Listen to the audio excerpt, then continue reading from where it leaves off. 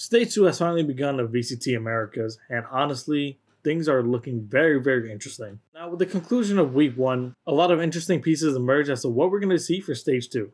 I will go through every game, every team, and kind of give my opinion on what I think they should work on. But this week and going forward, I feel like I'm going to do it just a little bit different and just make it a little bit more short, sweet, and to the point. So, kicking off, these are the categories that I have following week 1 of stage 2. I'm going to talk about who I think was top 4 of the past week, which player was MVP of the past weekend, the bottom 2, the most surprising team, the match of the week, and my full power rankings. With that being said, let me know if you guys enjoy the format. Also, if you guys have any other suggestions of what you think I should include. Before we kick off, I would just like to apologize. I know I haven't been here for a while for my subscribers. And if you're new to the channel, hopefully you'll check out my other videos and stay tuned for more. Alright, so starting off, top 4 of the past weekend, we have NRG, Lev, 100 Thieves, and honestly, you guys might know that I will pick Sentinels, and I'll give my reasons why. 100 Thieves took down G2, and they looked very, very strong in this past weekend. Faltering on a map 2, but the map 3, they really came back and had a more true to form showing that they showed in EWC. NRG continued to show resilience that they have been showing since the conception of this team in stage 2 last year, taking down MLBR 2-1, and MLBR, while they have been struggling and they aren't the super team that we thought they were going to be, they still are a pretty strong team. The returning champs are really showing how strong they really can be and how consistent they can be, so that's why I have to put them in the top 4. Lev, now while they haven't had the hardest matchup, it was a very clean matchup. Lev is really showing what they showed in Masters. It's Leviathan, it's the young guns, they're learning as they're going. King is really making a lot of strides as a leader, and Neon continues to be the best player in VCT. Sentinels, now a lot of you guys may disagree with this. Sentinels play a very strong game. While it has been against a newer C9 team, Sentinels also did play with a sub as in Marv, and Jonah P stepping into the IGL role. Combine those two factors, John QT being one of the better firepower guys for Sentinels in this season so far, and Big Brain Cinema John not being there. Sentinels played a strong game. They did falter, and they couldn't close out map 2. They kept us on our toes, and if you're a Sen fan, you always know that's what they do to us no matter what iteration of the roster we have. But they played a strong game. They played really well together, and it makes me excited to see more for what they have in stage 2 when they have their roster at full strength. I do believe that this Sentinels roster right now where they're at can make a strong run, take this momentum from the win with the sub and run with it. Next category, we have my weekend MVP, and that has to go to Cryo. Now, apart from what the scoreboard tells you, where Hasana actually lit up the scoreboard with a rating of 1.23, an ACS of 246, and a 61 to 45 KD ratio, the impact that Cryo had was really important. The information that he was able to find, clutch moments, the Cryo 4Ks, he just had so much impact around the server that I feel like without the moments that he has had in that series, this game could have gone differently. That's not to take away anything from Hasana and Timotino. They played absolutely beautifully, had high impact rounds, they did what they had to do. In my opinion, and just remember that is my opinion, from micros to macros, Cryo really set the stage there and really put his team up in a proper position to win. Now for my bottom 2, and this is going to be a little hypocritical of my top 4, only because I have Envy and C9. Now C9, they played really weak. They're having a lot of roster changes. Took out Vic, put back in Vic, classic C9 stuff. They're getting used to their new roster. There's a lot of moving pieces. There's a lot of pain points, but this late into the season, they have to be fighting for something. I feel like they severely have to step their game up to really make it and qualify for champs. The only way that they're going to qualify is to make top 2. While they do have the firepower, it just didn't seem like the ideas are really there, and sadly feels like there's a long way for them to get going. Also with Envy